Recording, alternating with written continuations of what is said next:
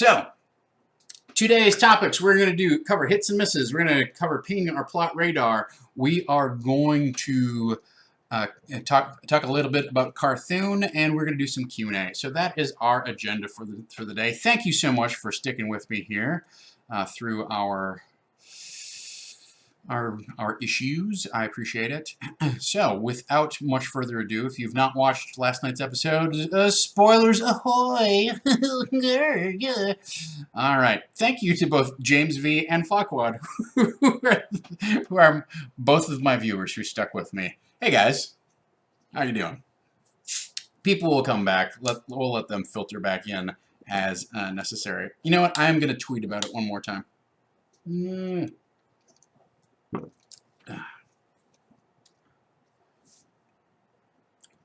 Let's do it.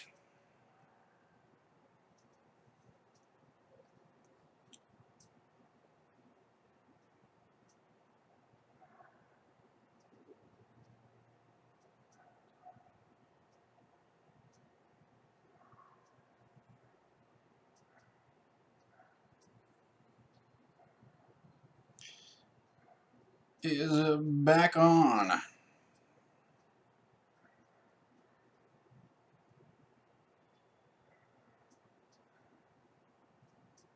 There's a way to save these. There's a way to save these shortcuts in my phone. I have not yet done it. All right. Hey, everybody. Kira, welcome back, everyone. Thank you so much. Well, looking good. I'm not going to lie. There was a moment there where I had to take my shirt off. I thought I was going to have to wrestle someone.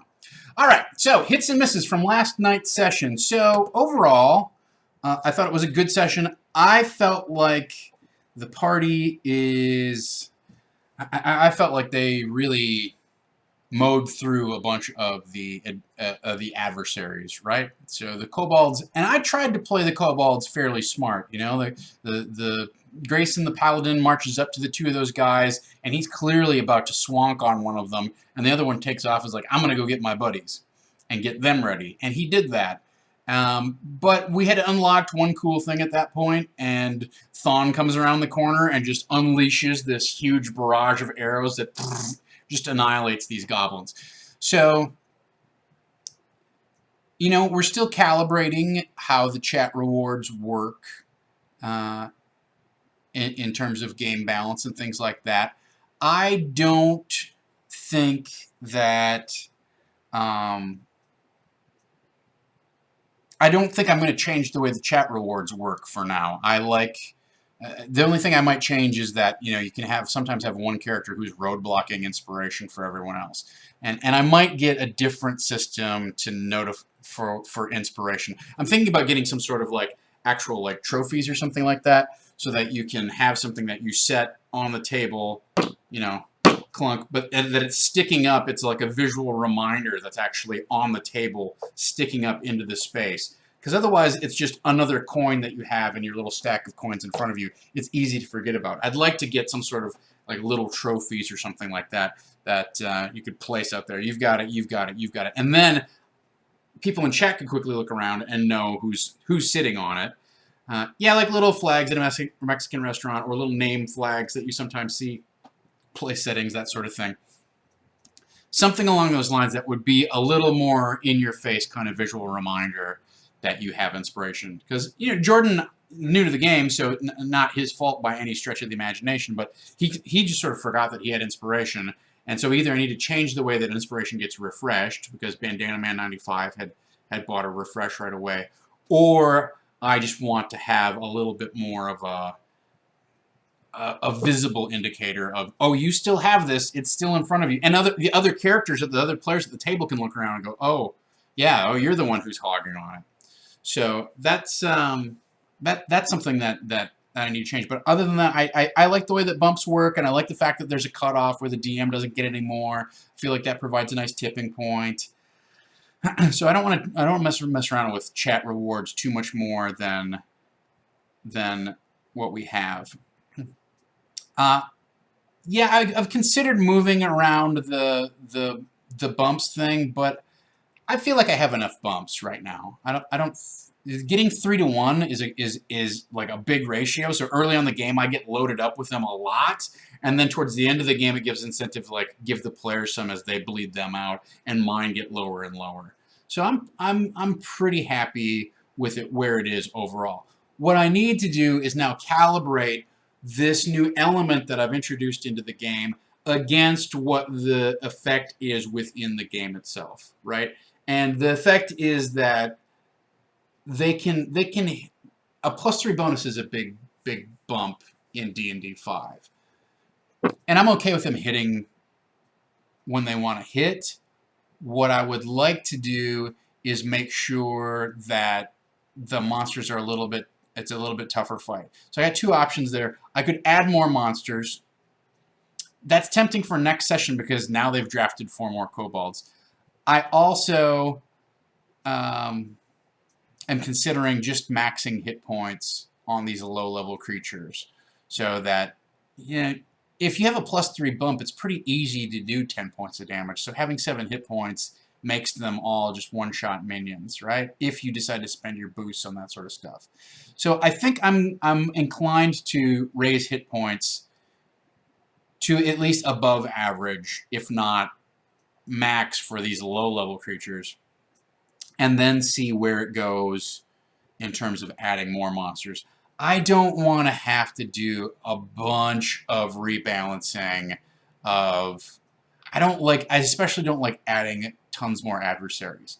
I don't mind cranking up the hit points on adversaries because hopefully you're doing that just to get another round or 2 out of them, not to make them these invincible damage sponges. But when you start adding more creatures, that's more actions that you have to negotiate. It's more potential for many adversaries to dogpile on one particular guy who kind of sticks his neck out. You know, so the classic example would be with Grayson, right? So Grayson walked in and 4 dudes fired their bow at him. They were like, let's pin as many arrows. We're just waiting for somebody to show up and we're going to pin that guy. Well, I rolled poorly, but then I juiced the damage. I did 10 points of damage. He took 7. He still had whatever, 7 left or whatever it was. He was fine. But if I had had 6 guys and 2 of them had hit, then if I'd had 6 guys and 2 of them had hit, he might have gone down. So, and it becomes a dodgier situation to negotiate, right, when you have more adversaries. So I think I'm inclined to maybe turn the dial up on the hit points for the monsters, but not add more monsters at this point. So that was definitely a... I don't know that it was anticlimactic. It was just surprising to me that they were going to charge that deeply into the dungeon and really not... I mean, they were also smart about their tactics, right? So you have to reward players for doing smart things. You can't... Well, I'm going to add 5 more goblins because I wasn't expecting them to like have a ready to action and open this big flurry of arrows as soon as they popped open the door. That to me is borderline unfair / cheating, right? Don't punish the players with a tougher fight for executing good tactics. And I thought the players had good tactics last night. There was a long discussion about whether they were going to go to the fountain or go deeper into the dungeon. I kind of think the discussion ended up taking longer than maybe it would have taken for them to just go to the fountain and then come back around. But it's fine. I mean, we got to a decision and they pushed forward, and we had a good role-playing scene with the gnome Erky Timbers and the kobolds.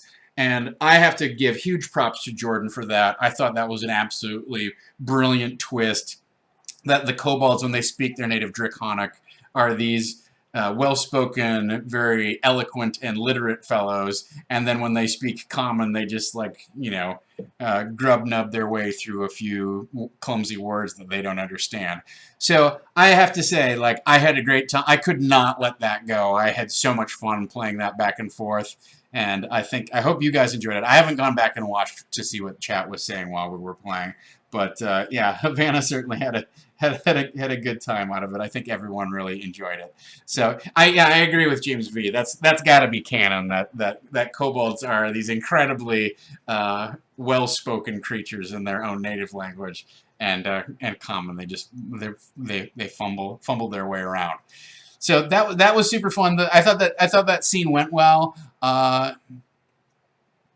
You know, they got information. They got some information. It's tough because, you know, you fight that struggle of how much would somebody who's locked up in a stockade know? How much would they have heard through the door? Certainly it says in the book that he knows more than maybe what I let on last night, but it stretched plausibility for me a little bit. Although I did say, like, you know, there were 2 other members in my party and they got taken away for some, you know, I don't know what happened to them.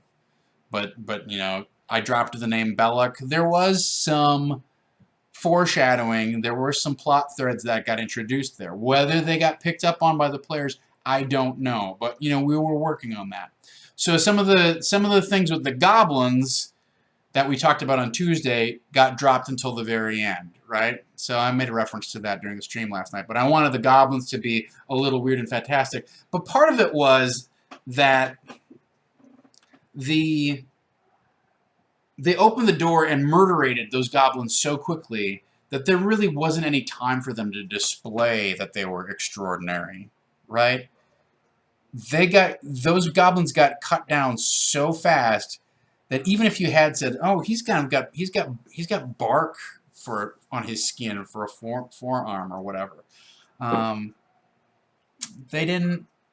That I don't know if that would have made an impression. Maybe, but it certainly didn't have any mechanical effect. And they didn't really have a chance to, other than firing a few arrows, they just didn't have a chance to make much happen. You know, the party came up with some clutch rolls at some clutch time, too. You know, Garav getting that crit and shooting that guy through the door. That was pretty huge. They got some lucky breaks, and they used sound tactics. So you always have to, when you're reviewing your session, I got done last night and I was like, oh, it really felt underwhelming because they just mowed through the dungeon and they didn't really have much of a challenging fight. Well, they set up smart tactics and they got that in combination with good die rolls. And then you put on top of it some of the chat rewards that we have built into the system. And they played a great game. Okay, so they played to the top of their ability. They really didn't do very much that was stupid.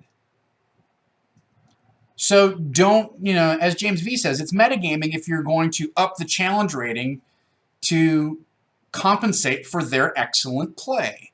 Sometimes, and we talked about this last season with Storm King's Thunder, it's fine to hand the players a victory and let them waltz through 6 encounters and feel like heroes. Assume their competence. You know, they're right on the edge of level 2.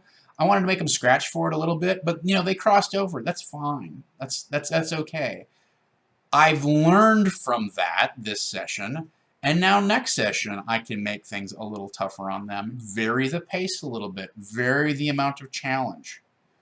So it's easy to beat yourself up as a DM, like, it wasn't hard enough. I don't know if they had fun. Well, they did a good job, so reward them for doing a good job.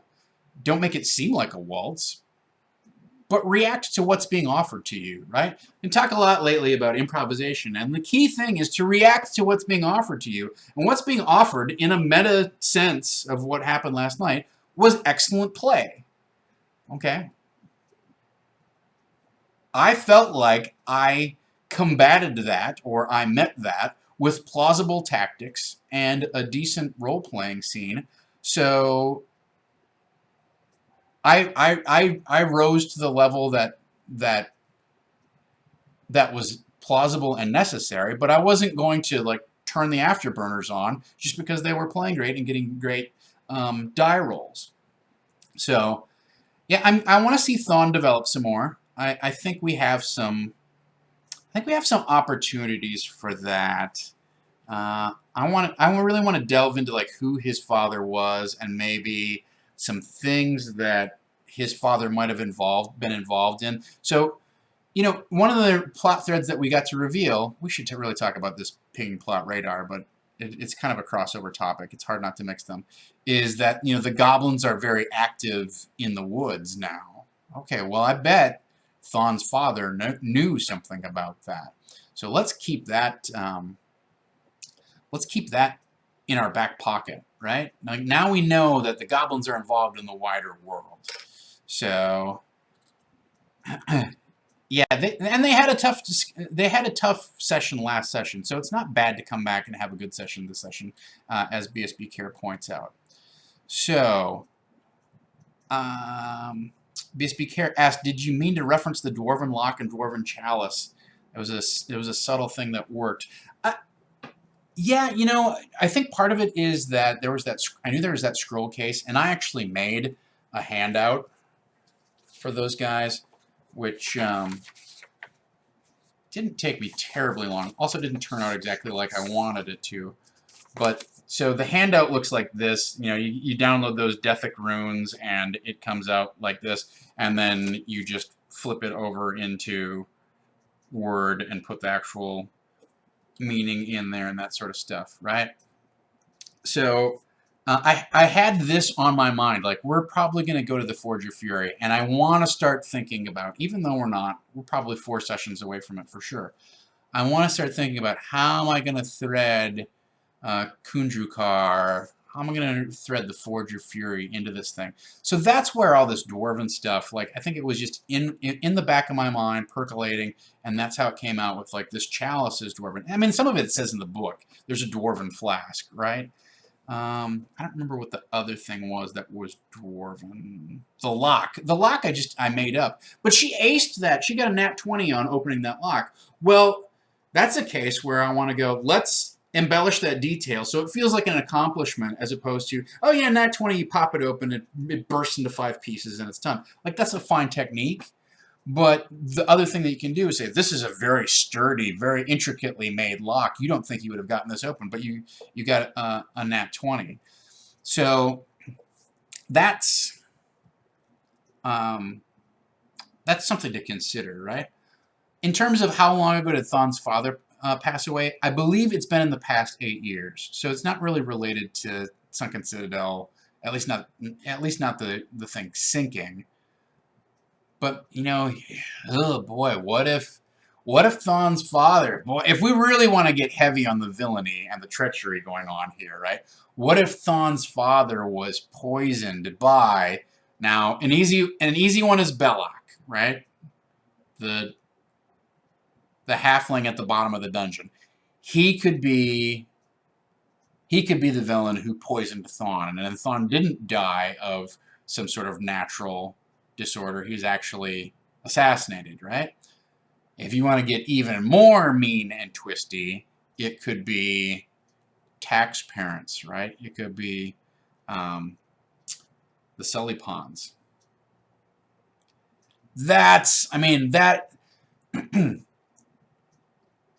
Somebody asked on Tuesday about, like, how do I make a quote evil NPC still be sympathetic? And that's where you start to cross the line from, well, they were trafficking in this evil wood that has these magical powers, and they knew that, but it was the only way that they could, you know, make a living with their toys that they felt. They got seduced into using this tainted wood, right? That you can forgive.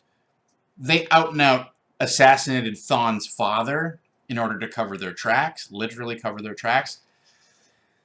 Excuse me. That's where you cross over from a forgivable offense to they're taking evil action and something has to be done. And not only that, but now you're putting the responsibility for how this is going to play out not just in Tack's hands, but also in Thawne's hands. There's a natural conflict that's baked right into that thing, and that gets pretty hard-headed. You can't predict, especially players go the easy route of getting mad about that stuff, right? So think about, you know, I'm just blue skying this, but that's an interesting question. I do agree with BSB Care that it's just going a little too far, but great thing about doing our plot radar and stuff like that, put a bunch of ideas, bunch of possibilities on the board, and then erase the ones, just throw the ones away that you don't like, that you think, that doesn't feel good, that's going to be a little rough.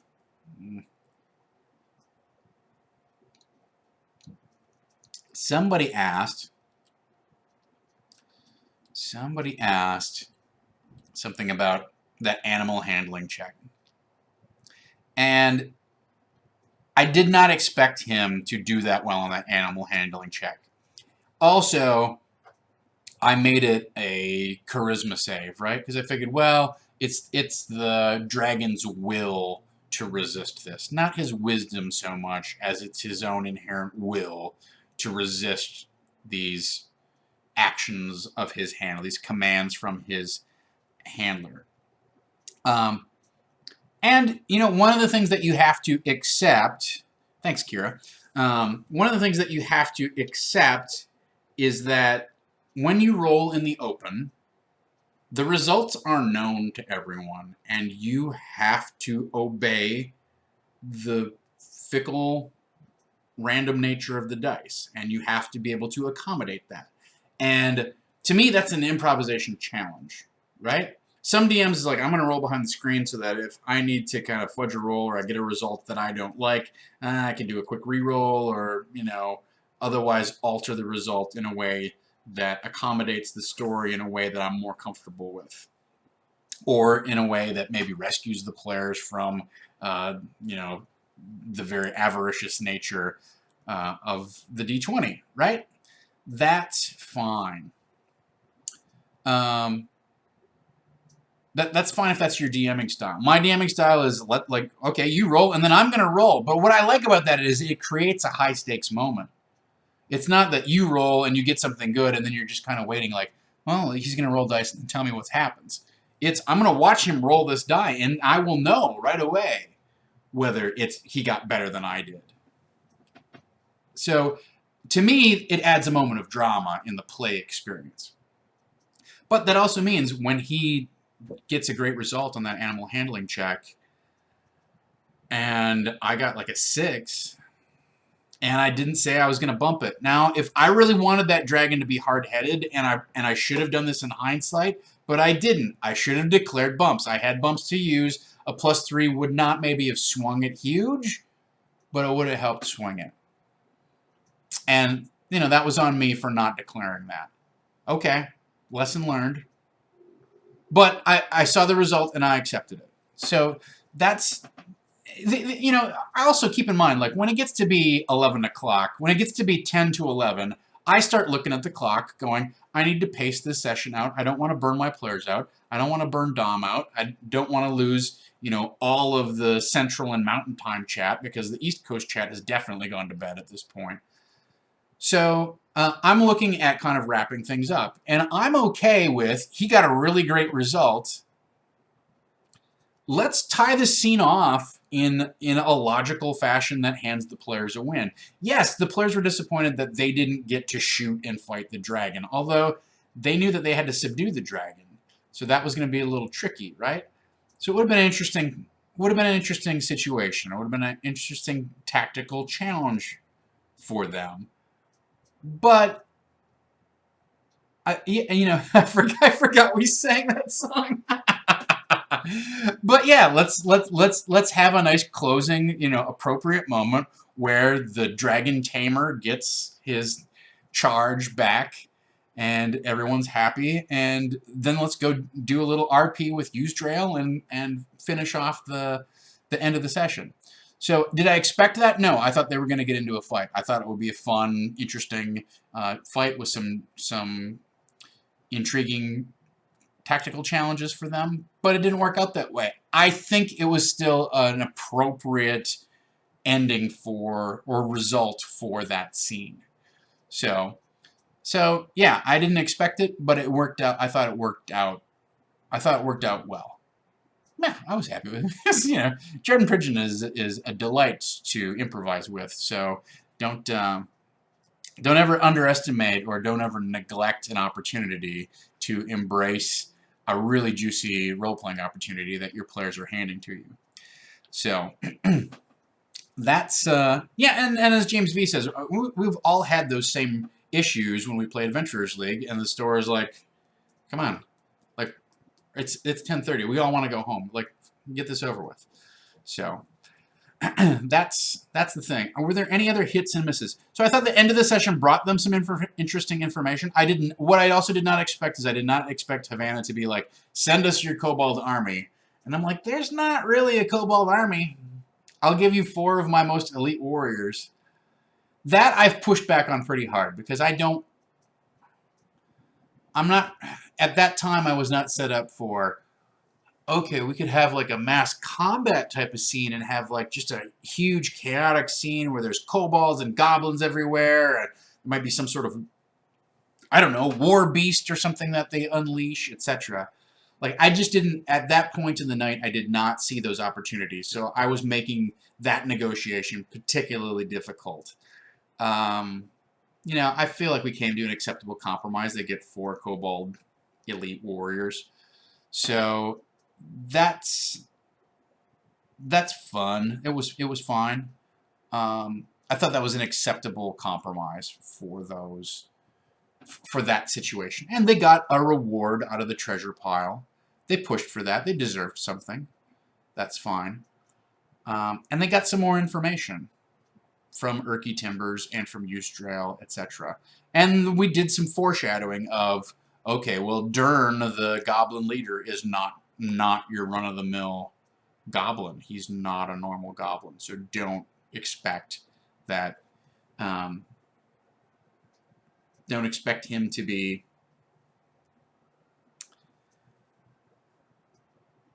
the same challenge that you just encountered. BSB Care asks, do you know how I'm going to run the 4 kobolds next week? I haven't decided on that. I really need to think about how I'm going to stat them up.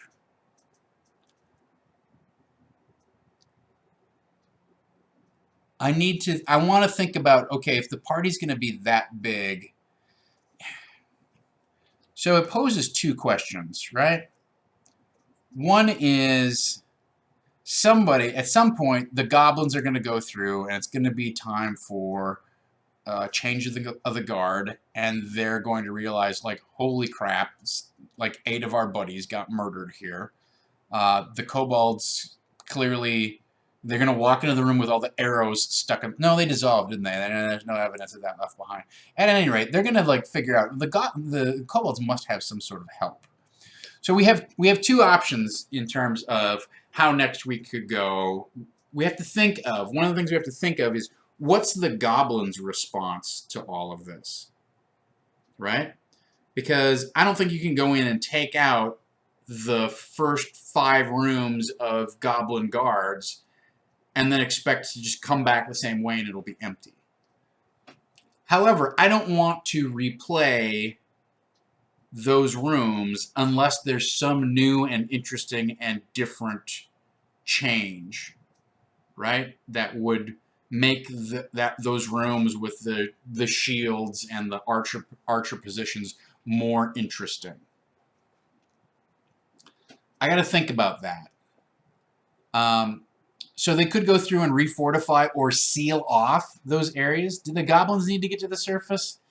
They kind of do, don't they? But maybe there's a different way around. Maybe they find a way to go around the outside of the structure. I don't know. That's tricky. That's one possible response. The other possible response is to say, okay, well, you need to take an actual long rest. Like, you actually need to sleep for 8 hours in order to level up. I think that's reasonable. I don't think you should be able to go, oh, okay, well, we're just going to be level 2 now, right? So if they do that, I think the goblins maybe need to send a test force in against the kobolds. They need to press the attack a little bit and soften up the kobolds. And that will maybe make the kobolds a little gun-shy, but it'll also mix up kind of what the circumstances are of the combat, etc. So those are a couple things. Like, it's not just how am I going to run the goblins next session, but the question is, what is going to be the goblins' response to this massive show of force, which just like plowed its way directly onto their doorstep, stole the dragon back, and then absconded. and cleared out 4 of their prisoners. So that's something we'll try and address on Tuesday.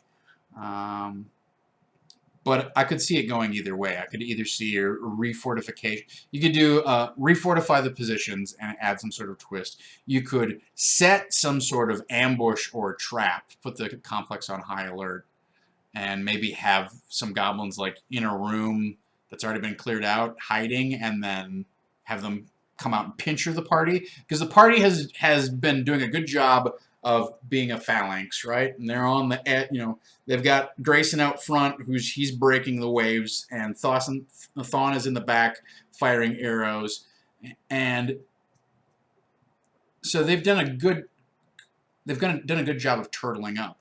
If we could have somebody come in from behind, and now all of a sudden Thawne's out of his element, he's got to do hand-to-hand combat. That could be very interesting. Yeah, that locked door is definitely like they could pop that open and give that a shot and make a move directly against Yuzdrael and her guard, etc.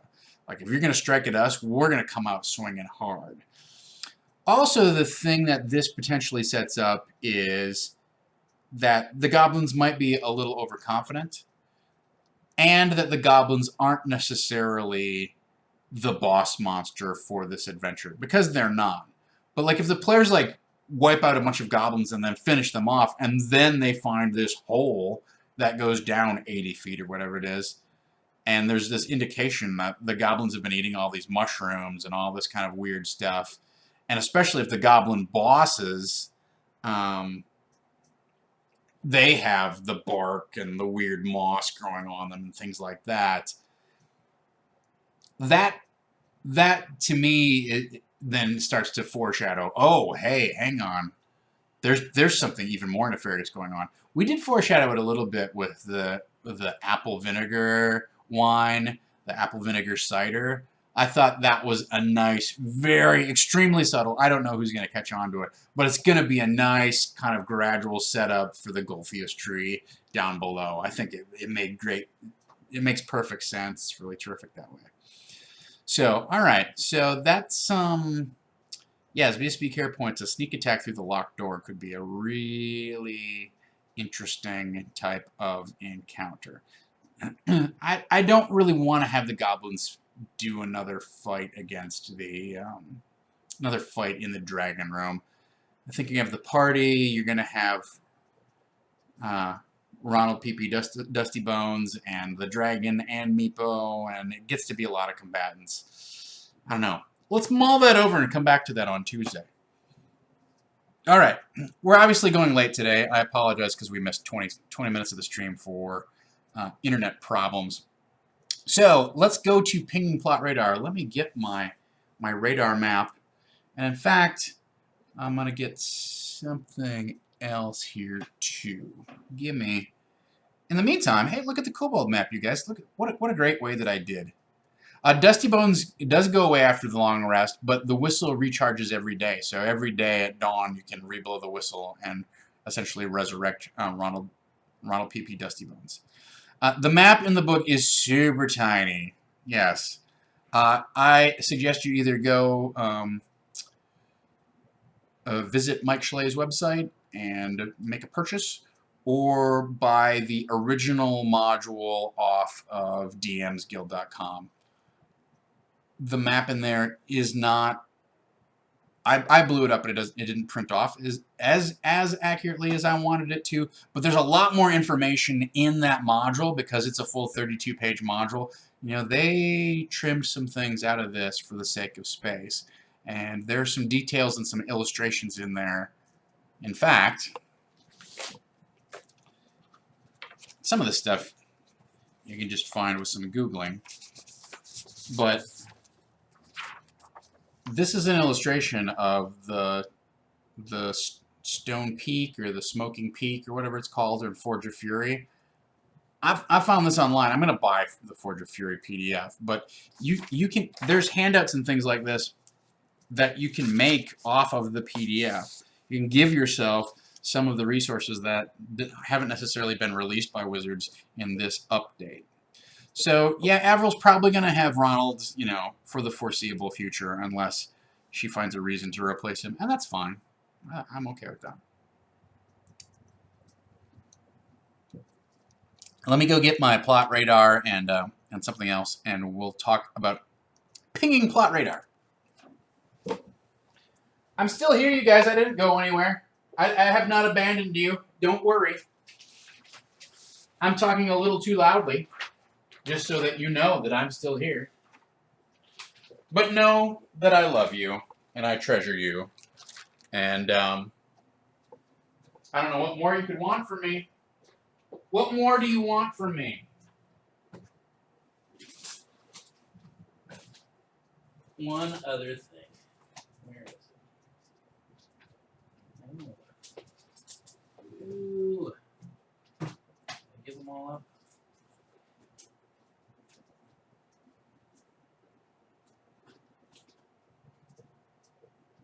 In here.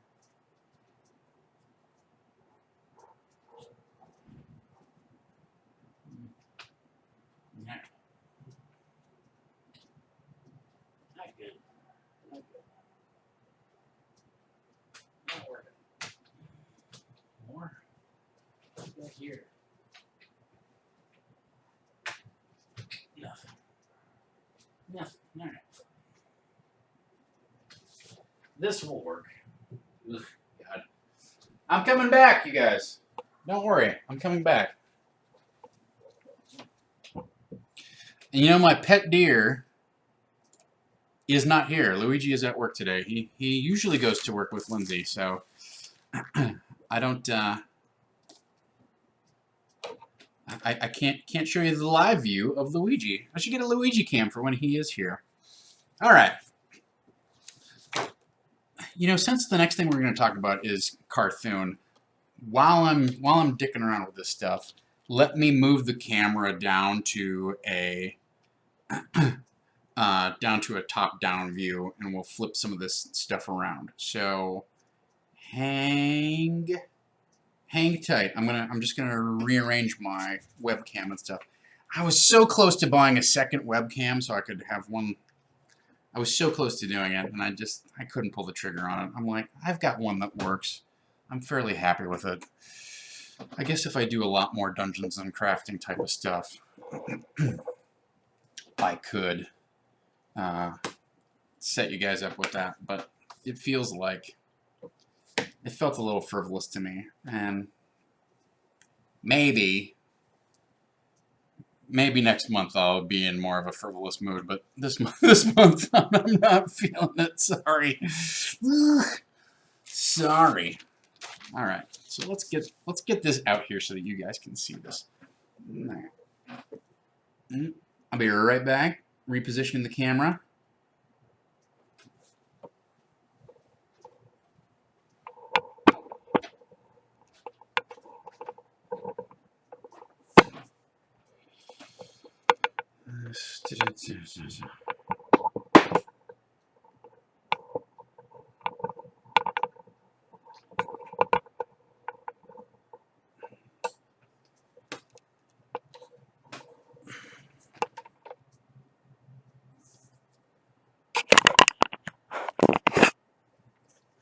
All right, so let's go over to, boy, I really should set up. Let's see what this looks like. All right, let's do this a little bit differently. Let me.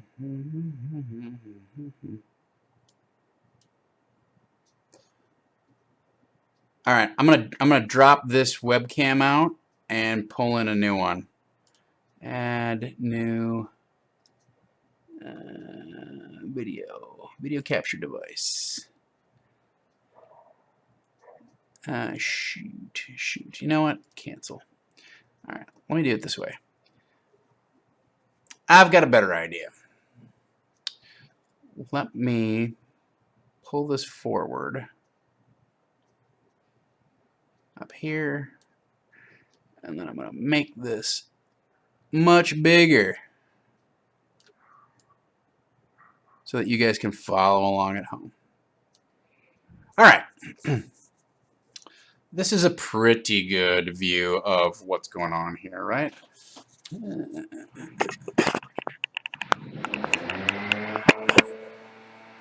All right. And I was going to... Yeah, James V, that's exactly the one that I was talking about. Sorry about the frickin' landscaper guys are here to blow dust all over the apartment.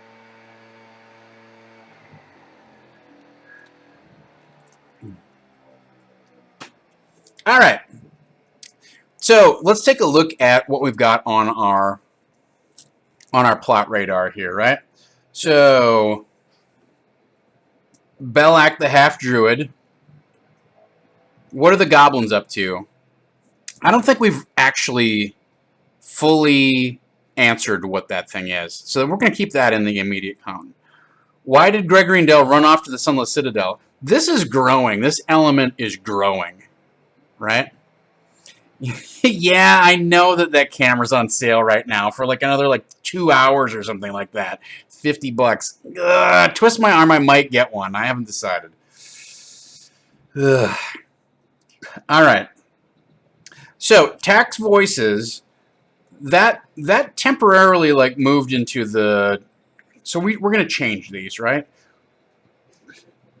Is closed and retired over here. Where's my markers? Guys, where are my markers? Ladies, where are my markers? People of the internet, where are my markers? Right here.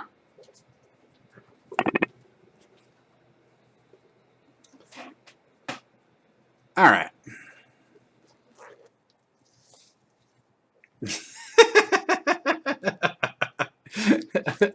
Oh, BSB care. All right, so this is not going to be dormant, but it's going to be closed, retired / closed. Retired or closed. That's up here. This, I've decided to make this column dormant. So obviously for this session, what was going on with text voices, that moved into the dormant category. That's going to go back into pretty close to immediate or approaching, right? I don't know that it will, how close it'll come up, but that got bounced around. This birdsong prophecy is no longer, I don't know that this is distance. I don't know. I don't know that we can move this stuff around. These twig blights, I think, need to show up soon. In fact, I think we need to add some twig blights into that next. We need to add some twig blights into that next combat. So I feel like they're no longer approaching. Let's have them straddle the line here, right? So that needs to happen. This Ashardalon thing is still out there. No, I mean, Iron Keep and Pigeons. I really feel like for now the Iron Keep is honestly in the dormant category, although it could very well be in the distant category. So what I'm looking at in my game plan here is to tie the Iron Keep into the Gulthius tree somehow, right? We talked about that last session.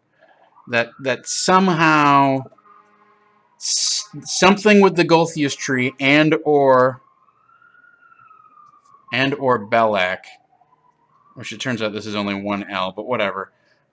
Somehow one of these two things is somehow tied with the Iron Keep, so that we've seen this thing. We either find something that leads us to the Iron Keep. What I would love is at the end of this adventure, and really the Gulthius tree, these two things are the end of the adventure, right? This is the climactic showdown.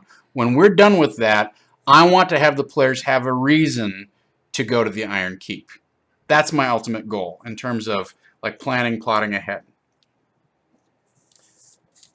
I think Ashardalon got mentioned a bunch this session, but it's really, if it's not dangling, it's either dangling or dormant. We can have it kind of span those two things too, because nobody's going to follow up on this dragon or Chardalon right now. So unless we decide to make this somehow relevant, it's going to live out here in kind of like the fringes of the player's consciousness. And so this is not just a plot. This is not just a map of like elements of the plot, but it's also things that it's a measurement of what's relevant, what's topmost in the player's minds.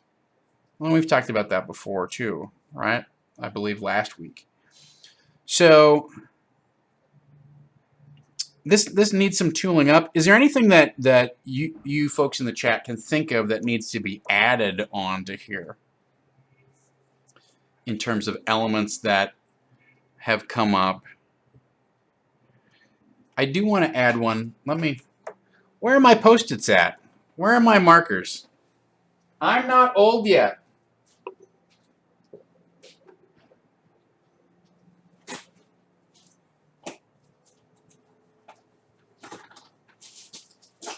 I will fight you. Oh, I know.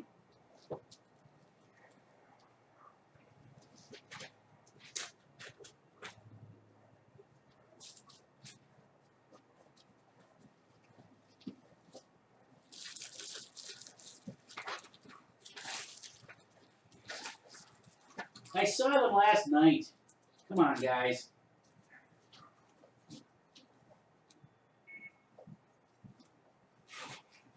Uh-oh. All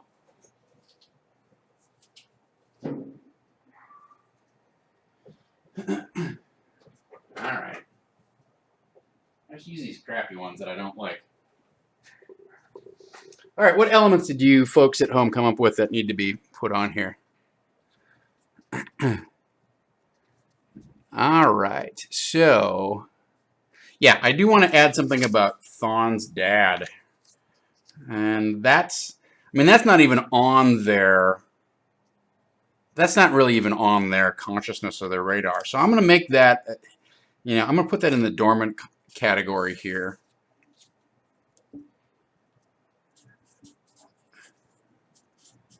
How did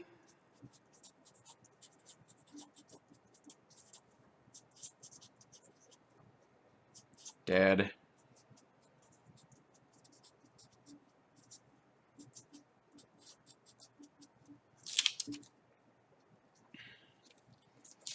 that's, I don't know, it's not as, this is an open question. I almost wonder, with this on here, if we don't need a column for things that are budding, things that haven't even pinged on here yet. But I think dormant kind of covers that category. We can put stuff in the dormant. See, dormant to me says that it came up and it's gone away. But I wonder if there's a category for things that you want to introduce. How is that different from distant, right? Like they don't even know about the Gulthias tree. Maybe we put it there. Maybe that serves that function. So let's put that in there. I think tax voices, that's already covered. So that's a pretty good look at our plot radar. I want to show you one other method that you can do for this. And I don't have exactly what I want for it, but that's okay. I'll make it work. But hang tight.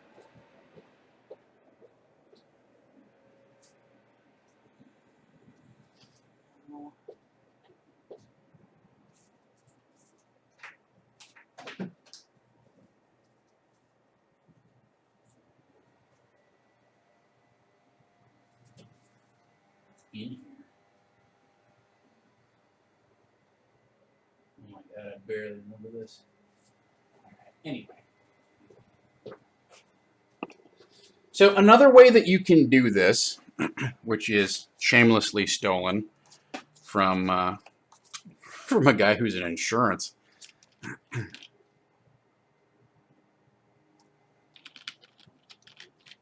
Another way that you can do this is you take a manila folder, you open it up, and then you draw your lines on the manila folder. Okay? Put your headers across, you got your columns, and then you take those smaller post-it notes and you put them inside the folder, and then when you're all done with the whole thing, you know, and you moved everything around where you want it, you fold it up and close it, and you don't have to deal with this mess that I've got going on here, which is really sort of like a sheaf of post-it notes that can kind of go all over the place, right? So that's emerging is not a bad idea either. Emerging, yeah. You know, I'm gonna write some of those on the corner here.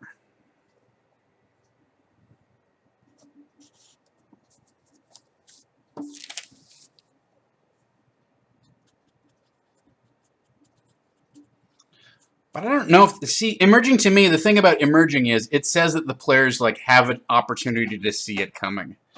And I don't think that's really true. I think they're really, you know, they're more like seeds, you know, seeds of potential.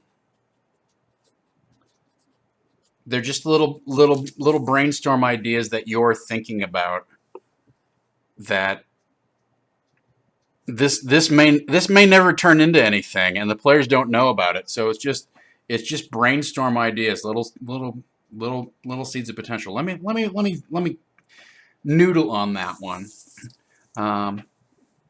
Yes, you could put it on a corkboard with bits of string between everything. I appreciate the fact that gets closer to conspiracy theorist territory. Honestly, I always wanted to have some sort of conspiracy theory, weird web whiteboard thing. But what I like about this is that you're easily able to move things around without having to like pick up new string and move it around. And you know, string. The thing about strings is it puts things in a very fixed position, and I want all of the elements here to be very malleable, something that you can pick up, drop in a different category, move around. It goes and sits over here for a session, then it comes back. It might even go into here, etc. So now if I had strings between all of these things, it would be, I'd need a degree in knitting in order to be able to make sense out of it and rearrange it every week. So that's just a quick suggestion. If you get those small quarter size, not the size of a quarter, but 1/4 size Post-it notes, you can fit a lot of things into a single category down this thing, and then fold it back up and call it good, right? So that's good enough. That's pinging our plot radar. Let's move on and take a look at Carthoon, right? We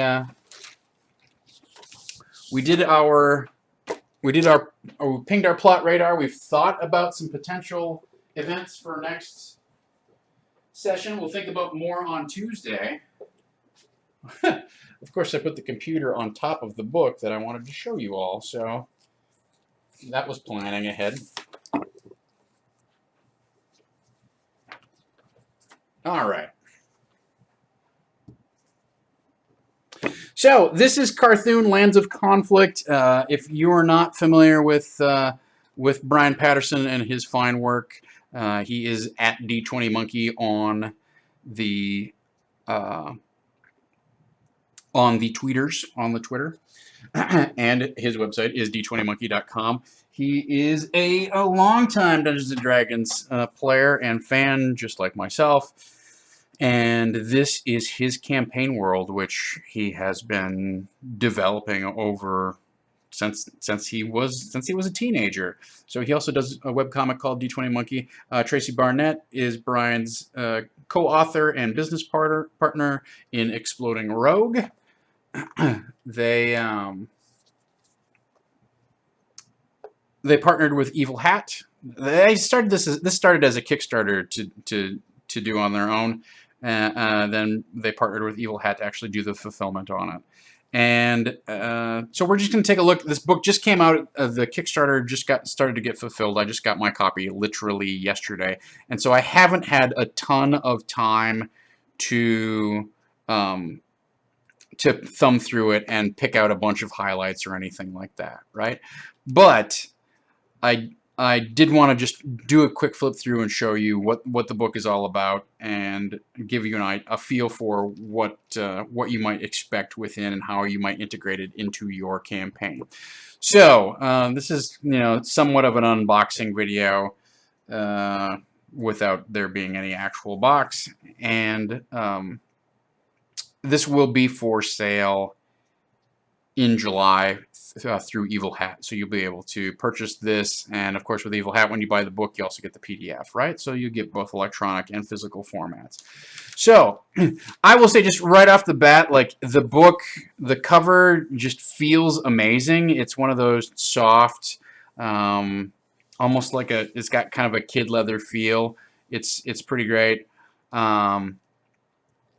My copy got dinged around inside of my bag, right? So I took it to game night last night to show to everybody on the stream, and I think I picked up a little bit of schmutz from all the garbage that was in my bag. So my cover has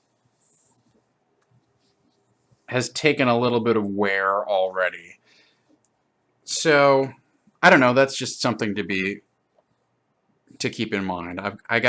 Somehow I got an abrasion on it, so it's not as it's a little more delicate than like a thick glossy hardcover book, right? But I love the way it feels. So that's the trade-off on that material. It looks great. The full cover illustration looks fantastic, and just physically and in your hand, it's a very handsome book, right? Yeah, it may not be as hardy as necessarily. If you're one of those people who flips out about the tiniest scratch on your book, then you'll want to get some sort of slipcover or something like that. But so this is, I believe, it's 272 pages. That includes the index, of which the index is whatever. It starts on 268, so it's five page index, and then inside the back cover is also a large. It's pretty big. Well, I just popped it out. So inside the back cover, and I might as well rub these little stickies off. So with that low-tack glue inside in the back, there's a poster map, which actually I'm surprised at how big the scale is on this thing, in terms of like what size it is. So I don't know, I'm sure it says somewhere exactly how big it is, but it's too big to fit on camera. Not necessarily saying a lot, but let's measure what is this? So it's 24 by, I would say it's 24 by 48. If I had to guess, it might be 30 by 48. I'm not doing it justice here, but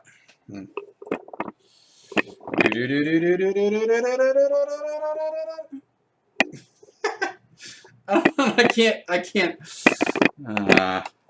All right. We all went for a little ride, everybody. We all went for a little ride. Good. So it's got a very nice, like, you could fit that on your wall, no problem. And not only that, but you can put it at your game table and really have something for everyone to look at without everybody having to scrunch in and squint and whatnot. So this is it's a very nice map. Comes in the back. It gives you a layout of the lands. And let's just run down the index quickly so we can see What all's inside here? And I will give you a disclaimer right up front. I back the quick Kickstarter. Brian's a friend of mine. I do some social media work for Evil Hat, so like I'm gonna, it's not an unbiased review here. Also, I have not had a time to look at this, right? So take it for what it's worth. I just wanted to give you a walkthrough of what the book is. So we've got religions, races, cosmology, the history. We've got nations, various factions. That's the best way to show this off. Time and technology, relatively short section. Adventuring, monsters of Carthon, which is about 30 pages. Notable NPCs. And then finally, some ideas for adventures and the index, right?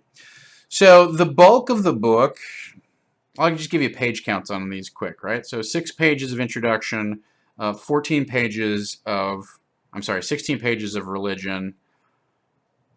Races goes for, well, don't make me do math now, another 16 pages. History goes for 16 pages. Description of the land goes for about 100 pages. The various factions are 20. Technology is 6. Adventuring is another 8. The monsters are 30.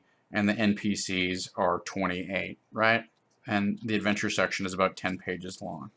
So it's got an adventure that starts on page 261 called The Black Cabinet, and that goes for about 6 pages.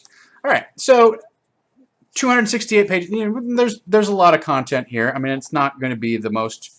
I wouldn't expect this to be the most detailed campaign setting. But on the other hand, I'm not somebody who needs to go deeply into. I don't need like super deep details on everything in a campaign world, right? Phone is starting to freak out. So if we just want to flip through, I will say the interior of this, so we're going to keep talking about the aesthetics. The interior of the book, maybe I can get you guys up a little bit higher here so you can have a little bit better look.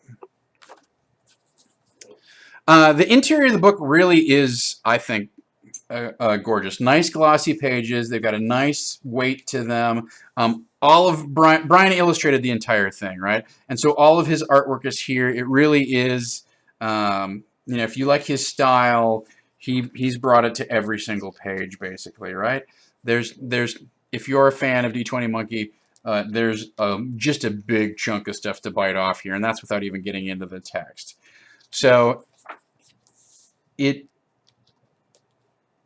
has, I have to say too, I feel like the layout is terrific, right? I know that, again, Daniel Solis is also a friend of mine, so all of this stuff comes with like whatever you want to attach to it. But that being said, there's nice places where the page flow is broken up. I like the footers along the bottom for the pages. There was one thing that I wanted to show you. But so each of the major deities within Carthon has a nice, essentially 2-page spread on this thing, right? And I think there's, so many times you back stuff on Kickstarter and you don't know how it's going to turn out. And in this case, I feel like we've got kind of the ultimate marriage of resources where it's Brian's ideas augmented by Tracy's input, and then Evil Hat's production capability. Like I personally think, regardless of just independently, they do great graphic design. And there's a lot of different designers in the RPG space who do a terrific job. But I will say, because of things like DM's Guild and self-publishing and that sort of stuff, you see some really pedestrian, awful layout. The book will be on sale in July in retail, right? right? It's not quite, we're not quite there yet. This has gone out to Kickstarter backers, and I just got my copy the other day. But Evil Hat will have it out in distribution in July, so you will be able to buy this yourself, right? So there's been a great marriage here of some compelling ideas from some longtime gamers, as well as some just very top-notch professional layout and production using Evil Hat's resources here. So I really feel like, as you flip through the book, it's like this is a gorgeous two-page spread that these two things just kind of like come together. So I haven't spent a lot of time flipping through this. I don't want to just flip through the book for you. But at least to my initial kind of to my initial blush here, my initial impressions are it's meaty without being too dense. It's packed with ideas and inspiration without being confining.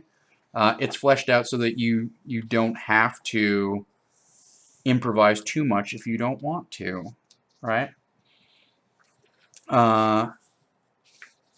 But it's a sewn binding. I don't know if you can see that. If you can see the stitches in there. It's just a very hefty, hardy kind of. I don't know that hardy is exactly the word I'm looking for. It just has a really great feel in your hands. It's like it's not too big, it's not too heavy. It feels substantive, right? And from flipping through here, I would say it's got plenty of inspiration for you to take this, put this on your shelf, and pull it off the shelf. Use it for running a game, inspiring your campaign, that type of thing. Now, keep in mind that this is a system agnostic book, all right? So let's flip to the, I know there was some place that I wanted to show you where the layout really shone, but I think it was it in the cosmology part? Let me see if I can find it. Yeah, as James V points out, you're not going to have the problem where it's a glued binding and it starts coming apart on you right away. Where is that? It's just things like this where the text flows around the inset photos that helps make this thing more than just a two-column snoozer. And I'm not necessarily saying I'm the greatest graphic artist. I'm not actually I'm barely an average one. And I don't know that much about layout, but it's touches like this that I appreciate as somebody who is going to spend a lot of time with this book in my hands. But as I was saying, this is a system agnostic book, so you can run this. Nowhere is that more evident than if you look at, for instance, the monster section, right? The new monsters, the behemoth, the boara, the crawl pit, the dragon spur. Okay, so what is missing here from your standard monster entry? It's all flavor text, right? It does not have a specific set of stats. So if you want to stat it up, that's going to be on your back to figure out, okay, how do I reskin an existing monster, or what do I have to add to a specific monster in order to adjudicate this, to bring this thing into my particular game. But the advantage there is if you want to use this book with Dungeon World or Fate or Dungeons and Dragons or Pathfinder or whatever, it's not a book that is tied to a particular system at this point. I think there's opportunity for some supplements that would maybe give you stats for particular, for the Mist Widow or what have you. So there's an opportunity for that kind of expansion, but it's not in the book. So that means, I don't know if that's your thing, right? Like if that's Walking treasure. I don't know if that's your deal or not, right? But I appreciate this for being a book of inspiration and ideas, as opposed to being a splat book that tells me how this particular character class is 10 microns of difference from this particular character class, or these, what magic items can I mine out of this thing for their mechanical effects, as opposed to inspiring stories around around the mythology of what's happening. So that's the book. That's where it. That's I think the heart and the energy that Brian and Tracy invested in this thing clearly show through. And I think the production quality that Evil Hat has done pays honor to their personal investment in this thing. This is a campaign world that Brian developed as he was a teenage gamer and has since developed throughout his webcomic. So there's certainly elements of fan service, but it is also like lifting the veil if you read D20 Monkey on some of the things you may wonder, well, how does that work, etc. So that's the book. I was very glad to get my copy. My wife also got a copy, so that was good too. We've got 2 of them on the shelf, and I encourage you to it's hard not to just like somebody was saying something else, but somebody was saying last night that I was like, oh, I don't know why Tom's fondling his cover, or his copy of Carthoon. And if you just feel it, like it's something that just begs to be caressed. I know that sounds weird and creepy, but it has such a great heft in your hands. It's really a perfect, it's a nice size. It gives me great pleasure to physically pick up this book and hold it in my hands, and it invites you to flip open to a random page and read about what's going on. So let's that's our quick tour of Carthoon. Let me flip the camera back around here. Well, first of all, let's make the camera back the real size that it should be. I know that sounds weird to be like caressing books, like, oh, okay, let's reel it in a little bit here, Lommel. But I'm in some ways a tactile person, and I've got to tell you that it feels good. It's the book feels great. Let's drag this down, back down here. Up there is fine, whatever. That's fine.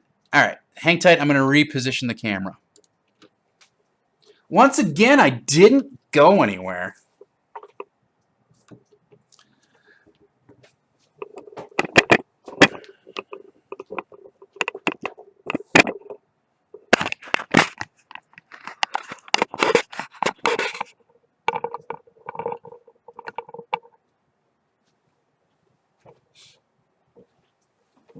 Oh, we're crooked.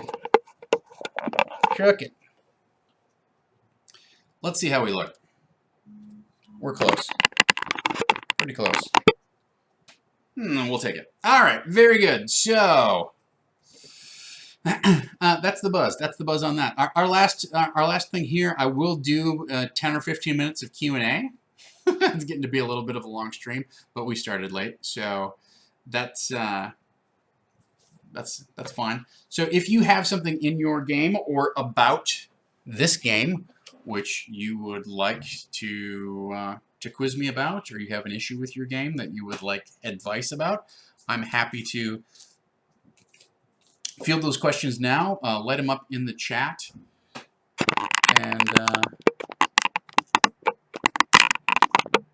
creep. Creek. Let them up in the chat, and we'll get them addressed. In the meantime, if you are curious about Carthoon, once again, it will be on sale at your friendly local retailer in July. It's coming out in July through Evil Hat. You can go to evilhat.com.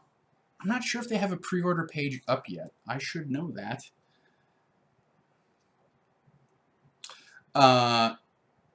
Also, for those of you who are very curious, in July or in June, we're going to have an Alzheimer's charity marathon like we do every year. It's our annual fundraiser to raise money to combat the horrible affliction of Alzheimer's. We are currently using the donations to our various streams to fund an effort to get Brian flown out here and get him accommodations. And he is going to, assuming that we can raise the money to do it, he's going to come out and run a game of Carthoon for the stream as part of the marathon stream. So if you find yourself at the end of the month with a little bit of extra change in your pocket, I think Dama's put together a budget that I think is fairly reasonable. We raised $220 last night, which gets us a good leg of the way there. Obviously, later we have.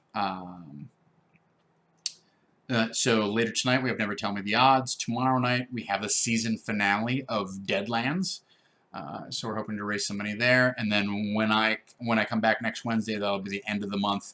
That'll be our last chance to try and push over the edge to bring Brian out here. We'd really love to make that happen, to run his game. I suspect if that comes together, we may have a copy or two of this book to give away for people who tune in and donate during our charity marathon to raise money for the Alzheimer's Association. That's going to be June 23rd and 24th. I will also be running a game, so that's something to look forward to. So, like I said, if you have the ability to be a little bit generous with your donations this month, know that that's going to bring out that's going to go towards a special event. So, and especially thank you to everyone who donated last night to the game and helped get us a good head start. So, if nobody has any questions, then I will kind of tie things off here for the day. I haven't seen anything pop up in chat. So, I'll give you a couple minutes, but let's just take a quick look at the calendar. Like I said, I'm happy to address your questions, but I don't have anything else prepared to talk about today. And I have a few goodies that I promised you in terms of plot radar and whatnot. And I also want to make I made this handout, but I want to make one that feels a little more handcrafted and not quite so Microsoft Word cut and paste. Even though that's literally what this is right now, I want to take another crack at it. So think about that. Think about that. So those are the things that I have in the hopper for me this afternoon. So, barring anything else, let's take a look at the calendar. I just covered most of it, but tonight we have Star Wars Never Tell Me the Odds with Mr. David Crennan hosting the Fantasy Flight Star Wars game. Tomorrow is Wildcards' season finale. We talked about that. As Farquaad reminds us, the Fireside Chat is going to be scheduled for June 3rd, so that's not this coming weekend, but the following weekend. And I believe June 3rd is a Saturday.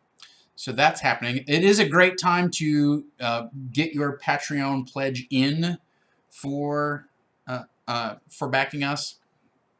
The end of the month is coming, so you can pop in and pledge for June, and we will be able to take care of you on Saturday. Have a little chat with the cast of. Dom, can you remind me who we are going to have? Who is our fireside chat?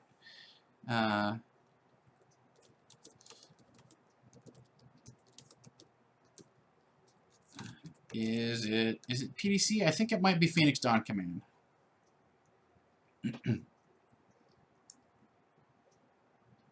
Yeah, yep. So the cast of Phoenix Dawn Command will come in and chat with all of our backers and talk about the show and playing and all that kind of fun stuff. So get on board with that.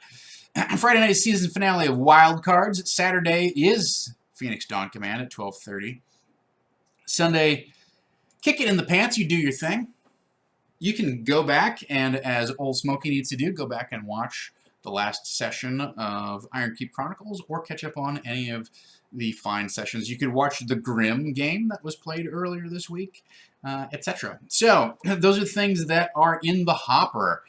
That's the Buzzaloony. That's the Buzzaloony. All right, I'm starting to ramble. I'm getting a little, little worn down here. So I am going to bid you adieu, but I want to thank you so much for joining me. Thank you for your patience with the problems I had at the top of the stream. I hope you go and check out d20monkey.com and learn a little bit more about Carthoon if you have not, if you are so inspired or curious about what the setting is like. Brian's a very funny fellow. Also, we have featured on our it's TeePublic, on our TeePublic storefront for Saving Throw. We feature some of Brian's designs, and they're having a special sale for maybe the next 10 hours. All t-shirts are $14. So go, you can get yourself a Saving Throw t-shirt. You can go and get yourself some of Brian's stuff. Like you've seen me perhaps wearing my Dungeon Crawler Society shirt or my Morden F and Kanan shirt. Those are D20 Monkey original joints. So check those out. That's what we got. All right, everybody. Yes, I am winding down. I'm a little bit worn. It was a late night last night. It was an early morning this morning. But nonetheless, thank you to Farquaad and Kira and all of our mods. Thank you to all of our regulars and our Patreon backers. Please tell your friends, tell your neighbors, spread the word. And until next time, let's dungeon! Hey, I didn't stop the stream. I probably meant to stop the stream, you guys, but instead I brought up the thing that I meant to, the one thing. I brought up the thing that was supposed, I brought up the thing!